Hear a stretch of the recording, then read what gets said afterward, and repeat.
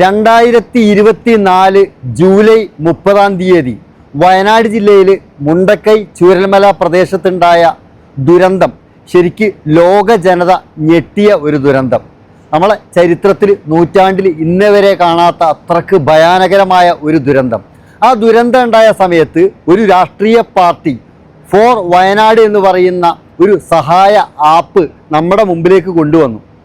ആ ആപ്പ് വഴി വന്നത് കോടിക്കണക്കിന് രൂപയാണ്. 2025 ഏപ്രിൽ 9 വയനാട് ജില്ലയിലെ തൃക്കൈപ്പറ്റ എന്ന് പറയുന്ന പ്രദേശത്ത് 105 വീടുകളുടെ ശിലാസ്ഥാപനം നടക്കുകയാണ്.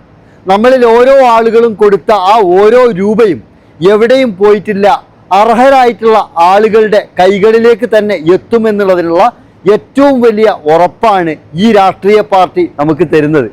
ഒരുപാട് സംഘടനകളും വ്യക്തികളും അന്ന് ദുരന്തം ഉണ്ടായ ആളുകൾക്ക് വേണ്ടി സഹായ വാഗ്ദാനവുമായിട്ട് വന്നിട്ടുണ്ട്. നഷ്ടപ്പെട്ടത് 670 വീടുകളാണ് പൂർണ്ണമായിട്ട്. ജാതിമത ഭേദമന്യേ വ്യത്യാസങ്ങളൊന്നുമില്ലാതെ എല്ലാ ആളുകൾക്കും ഒരേപോലെ ഇതേപോലെ ഒരു പ്രവൃത്തി ചെയ്യാൻ കഴിയുമെങ്കിൽ ആ രാഷ്ട്രീയ പാർട്ടിയാണ് ഇന്ത്യൻ യൂണിയൻ മുസ്ലിം ലീഗ് എന്ന് പറയുന്ന ഈ കൊച്ചു രാഷ്ട്രീയ പാർട്ടി.